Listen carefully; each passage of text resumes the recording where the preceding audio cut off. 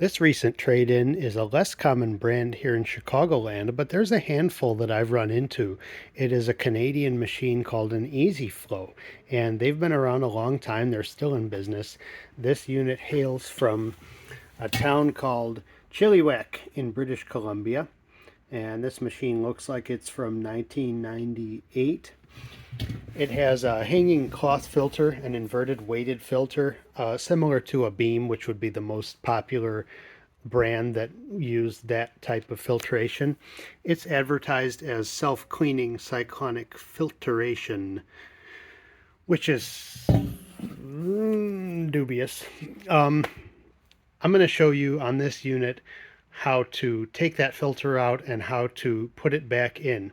Even though it's not supposed to be taken out on a regular basis, sometimes people do take them out, and the tricky part of that is getting them back in properly. So it's easiest to do this when the unit is off the wall. So if you feel inclined to, disconnect the pipes and the low voltage wires, take the unit, lift straight up, and it'll come off the wall, and then you can flip it upside down.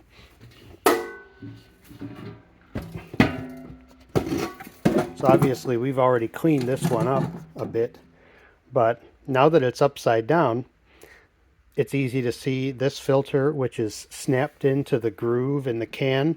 And this is the bean bag. This is the weighted pouch. A lot of people will call and say, it feels like there's dirt in my filter. And no, that's supposed to be there. To take this filter out, oftentimes you'll have a pull tab, but if you don't, you can just grab some of the material and pull inwards.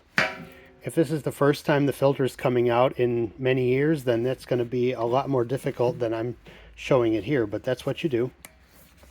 And you take that filter out. Some are a single layer, as this one appears to be. Some are 2 layers.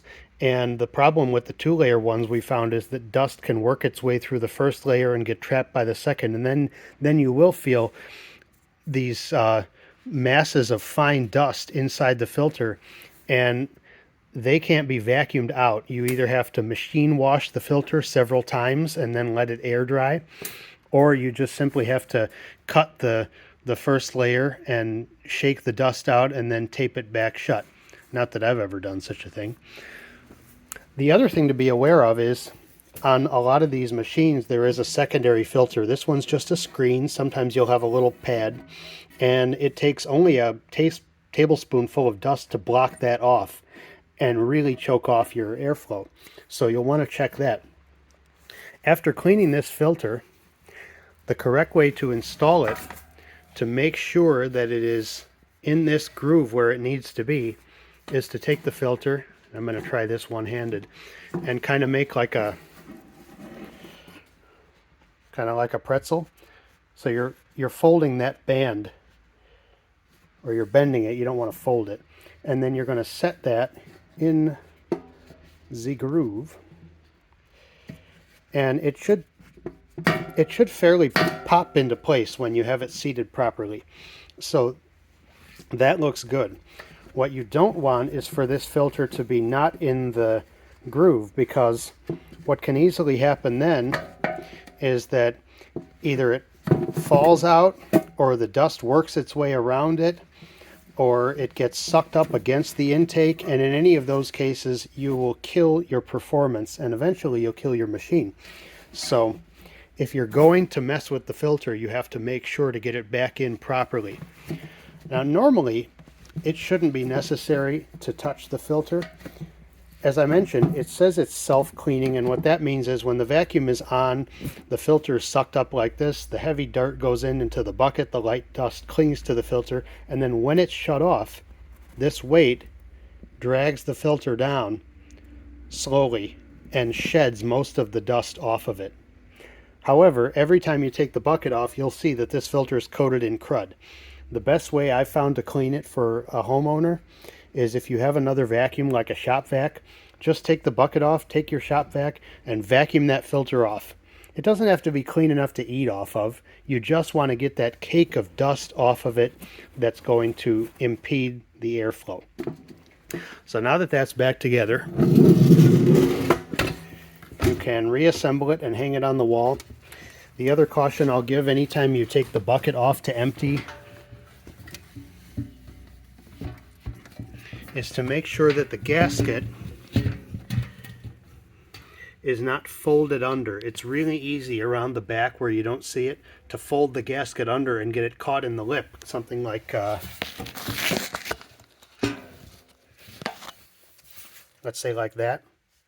And everything will look normal from the front, but the next time you vacuum, probably a third of your suction is coming out here instead of going to the end of the hose where you need it. The power brush and the hose that was equipped, that this system came with, was a standard Plastiflex hose, 4-wire, so it had the 3-position switch. In the center is everything off. To one side turns the vacuum on, and to the other side turns the vacuum on and runs the power brush, which is an Easy-Flo labeled sweep and groom, or as we always called it, the Express power head, because it was originally for a Eureka Express canister vacuum. There's so many of these out there still running today. It's a good old design. It's kind of an outdated design today. But the advice I would give for these, if you have one, and I've covered this in other videos, change the belt. If you can't remember the last time you changed the belt, you need to change it.